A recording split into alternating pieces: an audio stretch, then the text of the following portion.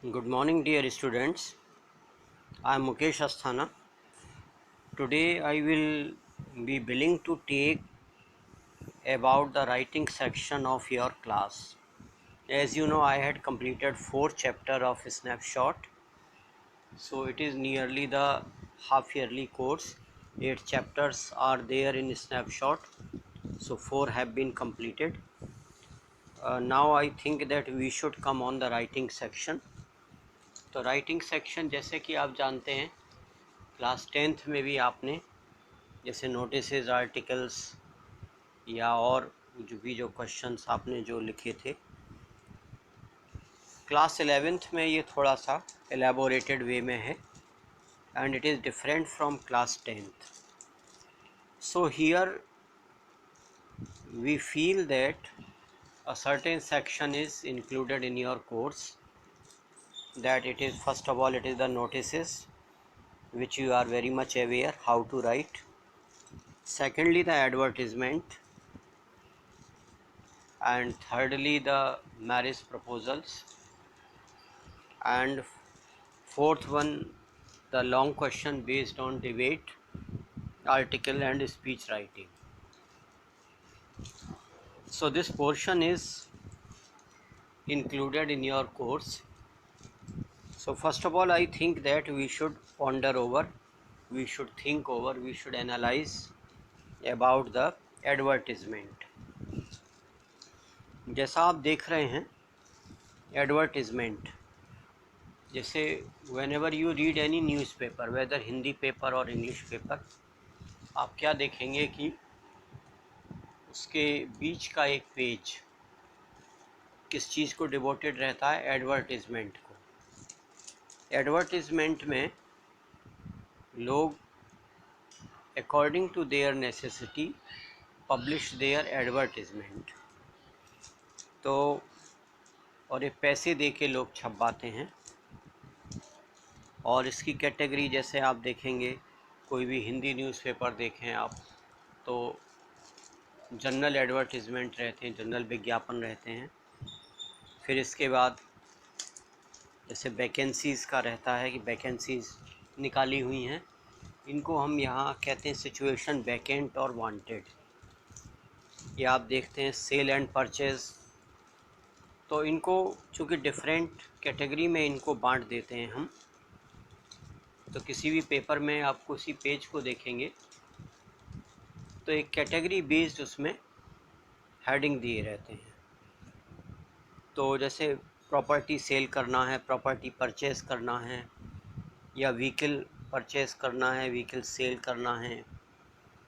इसके अलावा to late का मतलब हो गया किराए पे आपको अपना मकान देना है, तो कुछ लोग विज्ञापन निकलवाते हैं, एडवर्टिजमेंट इस तरह के. और फिर आप देखेंगे कि लॉस्ट एंड फाउंड, किसी का कोई इम्पोर्टेंट डॉक्यूमेंट है, क्रेडेंशियल्स है, वो खो गया है या किसी को मिला है, तो उस तरह के विज्ञापन रहते हैं. फिर matrimonial alliance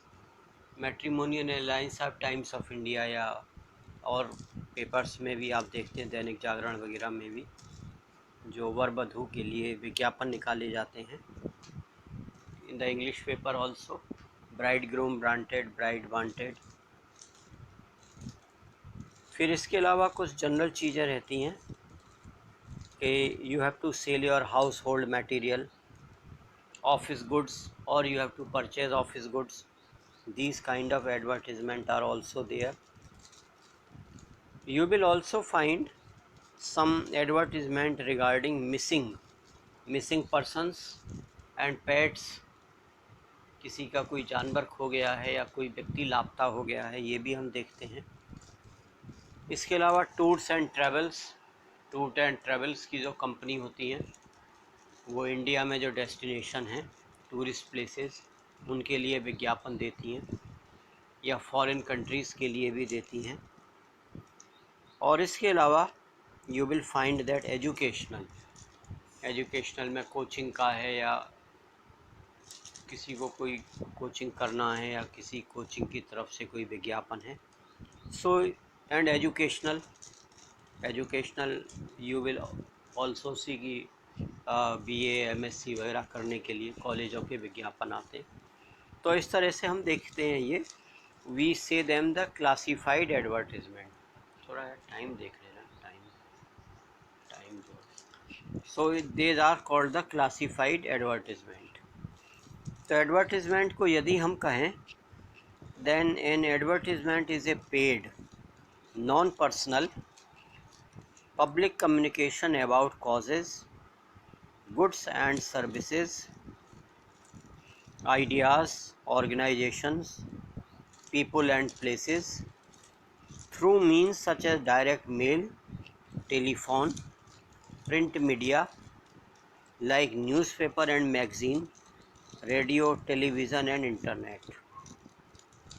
Their content is brief, words limited and sentence not necessarily grammatically correct.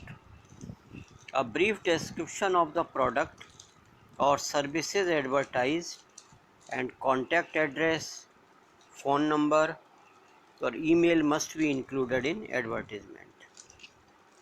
तो हम क्या देखते हैं कि एडवर्टीज़मेंट हम किसको कहते हैं। यदि हम इसको डिफ़ाइन करना चाहें कि एडवर्टीज़मेंट क्या होता है, तो इट इज़ ए पेड किस लिए, क्योंकि आपको पेपर में अपना विज्ञापन देने के लिए या इन चीज़ों से रिलेटेड आपको कोई भी न्यूज़ देना है तो आपको पैसे देने पड़ते हैं उसके लिए। So it is the paid non personal, ये आपका पर्सनल मामला नहीं होता, it is related to general public and public communication about causes, किसी चीज़ के बारे में, किसी कारण के बारे में, goods and services, people and places. तो इन सब के बारे में आप सूचना देते हैं। और माध्यम क्या रहता है, टेलीफोन के थ्रू, डायरेक्ट मेल के थ्रू, प्रिंट मीडिया के थ्रू जैसे newspaper and magazine, radio, television और इंटरनेट। तो मेनली हम इसमें न्यूज़पेपर की ही बात करते हैं अपने कोर्स के लिए। अब क्या कंडीशन रहती है कि आपका जो कंटेंट होना चाहिए वो ब्रीफ होना चाहिए, बहुत छोटा सा विज्ञापन होना चाहिए, वर्ड लिमिटेड होने चाहिए, जनरली आपको 50 वर्ड में ये दिए जाते हैं। और सेंटेंस ये कोई आवश्यक नहीं है कि वो ग्रामेटिकली करेक्ट होना चाहिए। जनरली ये होता है कि verbs is, am, are, was, were ये सब नहीं दिया जाता है, प्रीपोजिशन वगैरह नहीं दिया जाता है इसमें, और कॉमा करके इसमें लिखा जाता है। और लास्ट में इसमें हम क्या देते हैं, कॉन्टैक्ट एड्रेस, फ़ोन नंबर या ईमेल ज़रूर दिया जाना चाहिए, सो द पर्सन में कॉन्टैक्ट हुई। तो next one is the classified advertisement. Classified क्यों, मैंने जैसे आपको बताया कि उनके डिफरेंट क्लासेस में उनको बांट दिया जाता है। These advertisements are called classified advertisement as they are divided into categories or classes in the newspaper or magazine according to their subject matter and the function they perform. Classified advertisements are brief and to the point, as the advertiser is charged per word, per column line और per column centimeter। तो इसमें पर column centimetre, पर column word के हिसाब से charge किया जाता है, इसलिए पैसा बहुत ज़्यादा लगता है। इसलिए आपका जो मैटर है इसमें वो ज़्यादा लंबा नहीं होना चाहिए, ज़्यादा रिपीट नहीं होना चाहिए, ब्रीफ होना चाहिए। क्योंकि हर वर्ड के लिए यदि आपसे 10 रुपये लिया जाएगा या 20 रुपये लिया जाएगा तो आप सोचेंगे कि मैटर बहुत ही थोड़ा होना चाहिए जिससे हमारा कम से कम में काम चल सके। The main characteristic of classified advertisement are, अब बात करते हैं हम कि इसके मेन कैरेक्टर क्या क्या हैं। एडवर्टीज़मेंट लिखते समय हमको किन बातों का ध्यान रखना चाहिए। पहला, they are categorized into column according to different classes। कोई भी विज्ञापन देने के लिए आपको उसको कॉलम में बांटना चाहिए। Second, they are brief and occupy less space। बहुत ही छोटा होना चाहिए विज्ञापन आपका, ताकि ये कम से कम जगह घेर सके पेपर में। Third, they are economical. Economical जैसे मैंने बताया, बार बार आपको कोई बात रिपीट नहीं करनी है, क्योंकि रिपीट करेंगे तो आपको फिर से पैसा आपका ज़्यादा लगेगा। Fourth, they are written in short phrases and words. Short phrase या वर्ड्स में इनको लिखा जाना चाहिए। Fifth, the language is simple and concise, factual and formal. Language ऐसी नहीं होनी चाहिए कि बहुत ही कठिन हो, बहुत कठिन शब्दों का प्रयोग करें आप उसमें। फैक्ट के बारे में जानकारी होनी चाहिए और फॉर्मल होना चाहिए। अब इसके बाद हम आते हैं points to be kept in mind. कौन कौन से पॉइंट्स हमको अपने दिमाग में रखना है। First, advertisement should always be drafted in such a way that they attract the reader to go through them. एक विज्ञापन ऐसा होना चाहिए ताकि अगर रीडर, पढ़ने वाला, न्यूज़पेपर पढ़ने वाला यदि उस पेज पर निगाह डाले तो आपके विज्ञापन की तरफ वो अट्रैक्ट हो जाए। तो उसकी लैंग्वेज ऐसी रहनी चाहिए। Second, advertisement should always be meaningful and interesting so that they can attract the attention of the reader. तो मीनिंगफुल होना चाहिए और इंटरेस्टिंग होना चाहिए। Third, advertisement should always have simple and effective language. जैसे मैंने बताया आपको, you have not to use any difficult language because you are presenting your material before the common reader. और लैंग्वेज बहुत इफेक्टिव होना चाहिए। Fourth, advertisement should always be brief and to the point. Advertisement आपका जितना छोटा से छोटा रहेगा, पढ़ने वाले को भी कम टाइम लगेगा। ब्रीफ होना चाहिए और टू द पॉइंट होना चाहिए। कोई भी अननेसेसरी बात उसमें नहीं लिखी होनी चाहिए। And last, the name of the advertiser and the advertised product और services should be properly highlighted. क्योंकि आप यहाँ किसी उद्देश्य के लिए दे रहे हैं, जैसे मैंने आपको 10 कैटेगरी बताई, उससे रिलेटेड आप दे रहे हैं, तो एडवर्टाइज़र का नाम भी होना चाहिए, उनका कॉन्टैक्ट होना चाहिए, कॉन्टैक्ट नंबर, एड्रेस होना चाहिए, ताकि अगर रीडर, मान लीजिए कोई वैकेंसी निकली है और कोई somebody want to apply for it, तो वो कहाँ पे वो फॉर्म भेजेगा अपना। तो एड्रेस बहुत क्लियर होना चाहिए, उसमें ईमेल या टेलीफोन नंबर, ये सब, मोबाइल नंबर, ये सब दिया होना चाहिए, ताकि ये सारी चीज़ें प्रॉपरली हाईलाइटेड हों। तो now next we come types of classified advertisement, कि कौन कौन तरह के क्लासिफाइड एडवर्टीजमेंट हो सकते हैं। जैसे मैंने आपको अभी बताया शुरू में, इनिशियली, फर्स्ट जो बहुत ही कॉमन है, सिचुएशन वैकेंट और वांटेड। कई कंपनियां जो होती हैं जो अपने स्टाफ को रखना चाहती हैं, स्कूल हैं, टीचर्स को रखना चाहते हैं, या कंपनीज़ हैं वो तमाम तरह के एम्प्लॉयज़ को रखना चाहती हैं, तो एम्प्लॉयर लोग जो हैं, बजाय लोगों से कांटेक्ट करने के, वो एक न्यूज़पेपर में विज्ञापन देना ज़्यादा अच्छा समझते हैं। Because lakhs and millions of people read the newspaper and they come in direct contact with the advertisement. तो सिचुएशन वैकेंट हो गया कि आप खुद अप्लाई कर रहे हैं किसी वैकेंट प्लेस के लिए। Secondly wanted. वांटेड का मतलब हो गया कि आप अपनी तरफ से अपना विज्ञापन दे रहे हैं कि मैं योग्य हूँ, मुझको इस तरह का जॉब चाहिए। सेकंड आप देखेंगे सेल एंड परचेज़, किसी चीज़ को सेल करना या परचेज़ करना। दो कैटेगरी दी हुई हैं, तीन कैटेगरी इसमें। पहला प्रॉपर्टी, प्रॉपर्टी को सेल करना, जैसे बंगला है, प्लॉट है, मकान वगैरह है, तो वो सब सेल करना या परचेज़ करना। सेकेंडली व्हीकल, नया व्हीकल आप ख़रीदना चाहते हैं या पुराना अपना बेचना चाहते हैं। And third is the house hold और ऑफिस गुड्स, घर का सामान है।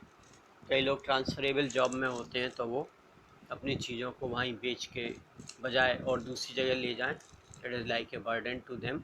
वो चाहते हैं हम बेच दें। या कंपनियां शिफ्ट होती हैं तो वो सारा सामान ले जाना पसंद नहीं करती, वो ऑफिस गुड्स को वहीं पे बेच देती हैं या उनको ख़रीदना है, तो ये सेकंड कैटेगरी में हो गया। Third is to let. To let मैंने जैसे बताया कि आपने मकान बनवाया और आप उसका एक हिस्सा किराए पे देना चाहते हैं या आप किराए पे रहना भी चाहते हैं, तो उसके लिए भी विज्ञापन दिए जाते हैं।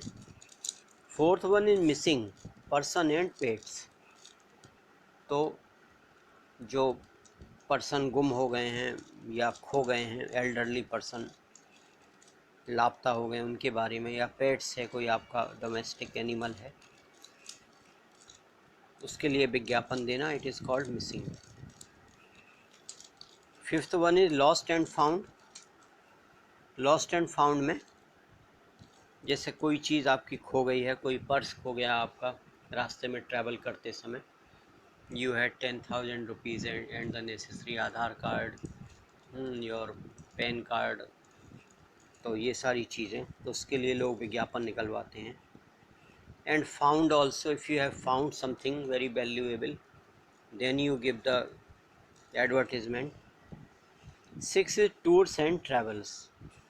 टूर एंड ट्रैवल में मैंने आपको बताया शुरू में कि कंपनियां जो ट्रैवलिंग को इनकरेज करती हैं, ग्रुप में लोगों को किसी एक स्पेशल डेस्टिनेशन के लिए ले जाते हैं, जैसे नैनीताल ले गए या देहरादून ले गए, या फॉरेन में भी जैसे थाईलैंड है, सिंगापुर है, अमेरिका वगैरह तक के लिए जो टूर होते हैं, तो बड़ी बड़ी कंपनियां अपना विज्ञापन निकलवाती हैं। तो ये this is called related to tours and travels.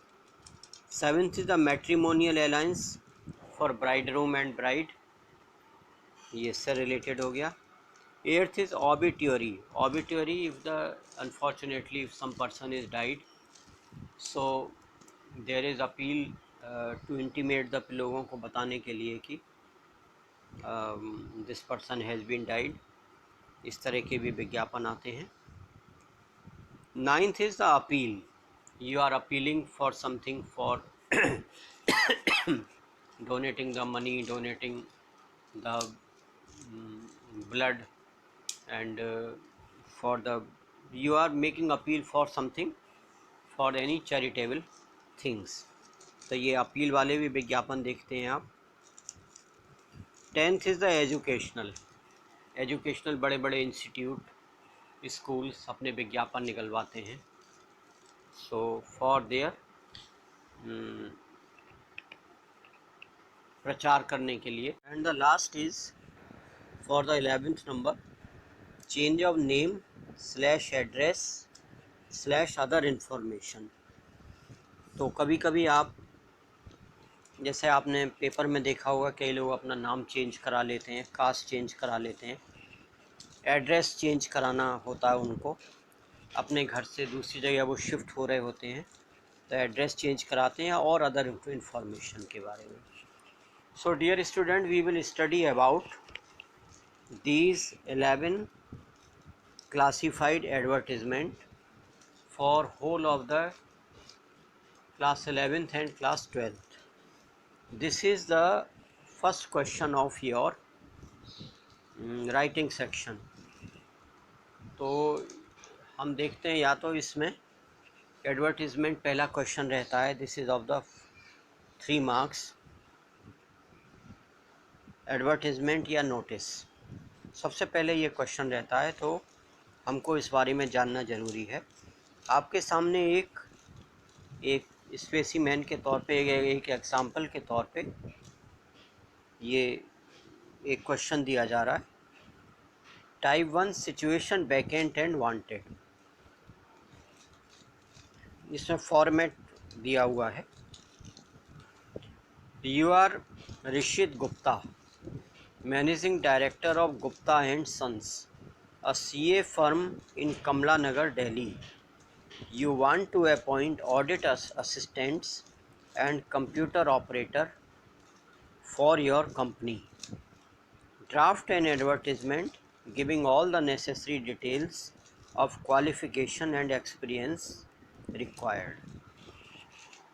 तो क्वेश्चन ये है कि आप मैनेजिंग डायरेक्टर हैं, जिनका नाम है ऋषित गुप्ता, ये दिल्ली की एक फ़र्म है, CA फर्म है, उनको अपने यहाँ कुछ ऑडिट असिस्टेंट रखने हैं और कंप्यूटर ऑपरेटर रखने हैं, तो उनके लिए वैकेंसी निकालना है कंपनी के लिए। तो इसकी लैंग्वेज ये रहती है कि draft an advertisement giving all the necessary details, सारी जितनी भी नेसेसरी डिटेल्स इसमें होना चाहिए, लाइक क्वालिफ़िकेशन एंड एक्सपीरियंस, ये आपको इसमें देना है। तो आप कैसे लिखेंगे? सबसे पहले आप this must be in a box और द 4 लाइन। और जो भी आपकी कैटेगरी होगी, जैसे हम फर्स्ट कैटेगरी ले रहे हैं इसमें, सिचुएशन वैकेंट और वांटेड, तो सिचुएशन वैकेंट और वांटेड इसको आप जो है कैपिटल लेटर में लिखेंगे आप। तो सबसे पहले आपने टाइप और कैटेगरी दे दिया। सबसे पहले आपने सबसे ऊपर कॉलम में कैपिटल लेटर में आपने लिख दिया सिचुएशन वैकेंट और वांटेड, ताकि जो लोग ये चाहते हैं, जो बेरोज़गार हैं या जो अप्लाई करना चाहते हैं या जो एक्सपीरियंस लोग हैं, वो आपके यहाँ अप्लाई कर सकें। तो पहले ही कॉलम को देख के दे वुड बी अट्रैक्टेड। तो ये टाइप और कैटेगरी हो गया। अब हमको क्या चाहिए? अब हम दूसरा वर्ड लिखेंगे इसमें, रिक्वायर्ड, क्योंकि कंपनी को आवश्यकता है। तो कंपनी अपनी तरफ से लिख रही है, we require some person, required semi qualified audit assistants and computer operator, क्योंकि ऊपर लिखा हुआ है कि उनको किन लोगों की आवश्यकता है, ऑडिट असिस्टेंट की और कंप्यूटर ऑपरेटर की,